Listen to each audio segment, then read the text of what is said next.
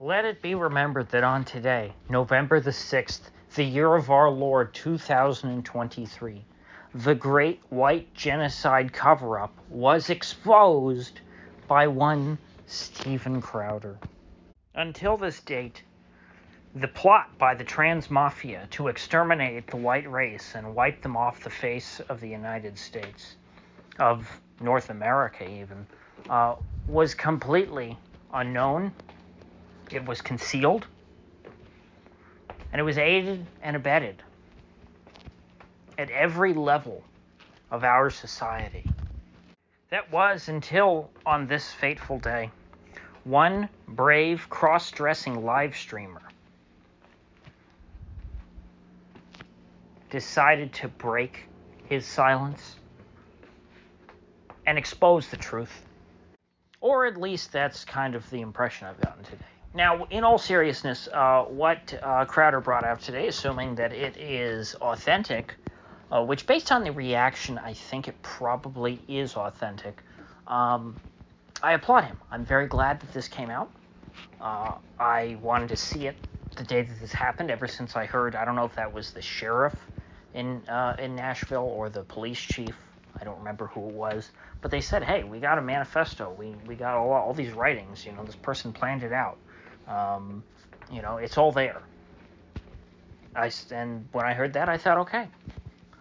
Obviously, if it was anything damaging to the rights narrative, that manifesto would have been released immediately. And since it was never released, we were able to safely assume that that things just went the other way. That in fact, the manifesto was going to make the left look bad. And sadly, this is the state of our country. That is how decisions are made. Should we release this information to the public? Well, that depends on how it makes my political party look and my tribe. And so, since this was something that obviously was going to make the left look bad and give some, not even brownie points, what would you even call it? A good news, is it a good news cycle when kids are dead? I don't think so. So I don't think that the right really had much to gain from this being put out, but the left had something to lose. Because they can't operate in a world where people are imperfect. They can't operate in a world where some people are better or worse than others. To them, for one so-called trans person to be exposed as a genocidal maniac, that would be an indictment of all so-called trans people. Because in their mind, they use the same logic to condemn the white race. They, in their minds, could not bring themselves to accept that one of their own would, in fact, be imperfect, would, in fact, be capable of evil. Or, perhaps, in their minds, they didn't consider this an evil act, but rather an act which had bad optics, an act which was inconvenient. Perhaps the same was true of the Vegas shooting for the now governor of Nevada. What was his name? Joe Lombardo, I believe. He covered up the Vegas shooting. Why? Presumably, it would have made him and his political allies look bad. And so we just don't get to know the truth about the Vegas shooting. We don't know anything about it. And so the Nashville authorities did the exact same with this case. To them, these Christian children were a thorn in their side, a memory of the Old South that they wish would just die and go away. And so they were happy to see these children dead. They were happy to haul them out in body bags, because that is less of the old ways now that will live on. A fraction of the next generation has ceased to exist. And then that will leave them, in theory, with more of their own. more enlightened left-wingers. I believe the cover-up in this case was so effective that they were even able to spin this into a gun control narrative that the cucks in the Tennessee state government actually went along with, and if I remember correctly, passed some sort of gun control in Tennessee, which is just remarkable. I mean, I have to really applaud the left for their bold and brash attitudes. To think that one of your own could commit an atrocity against your political enemies, and you then use that atrocity to browbeat the political opposition who just suffered a tragedy into going along with your political program. Imagine if, let's say, some dumb redneck, of course with a southern accent, even if he's from Minnesota, because all rednecks have southern accents, even if their neck is not red, because, there's not enough sunlight up there in Minnesota. Let's say he walked into Minneapolis and shot up an orphanage for transgender children. Imagine then if the Republican minority in the Minnesota government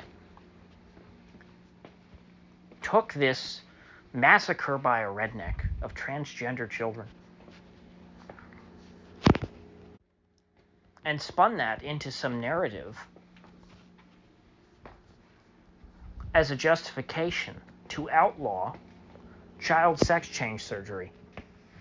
That's the equivalent of what we're talking about here. That's the real difference between the two parties. The Republicans will only cover up for the deep state, for the military, for their donors. But Democrats, at times like this, are willing to cover up for their own people, for real bad people, in exchange, or as a reward for their loyalty to the cause. This shooter, Aubrey, whatever her name was, she died for the cause. And I think the Nashville police respect that. I think they wanted to honor her sacrifice and her service to the Democratic cause by helping to preserve her good name. Now, I should add that this blatant act of extermination against white Christian students was carried out by a white woman who graduated from this very same school. So this is not racial in the sense that, the Black Panthers stormed into a private school to murder a bunch of white kids. I would honestly be shocked if something like that happened. It's just not their MO.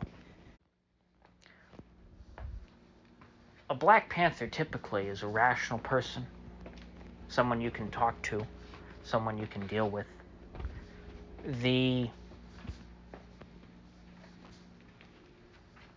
tranny people, they're their own breed. They exist outside time and space, and they exist on their own plane of reality. And so there is no reasoning with them. There is no understanding them. There is no compassion on their part for you, and there is no remorse for what they do to you. So, in closing, I would like to thank Mr. Crowder for releasing this important document. It's only 3 pages that we got, but it's enough to give us real closure. Not that I needed any. I mean, frankly, there's nothing surprising in what's written here, but it's important to have it for the historical record.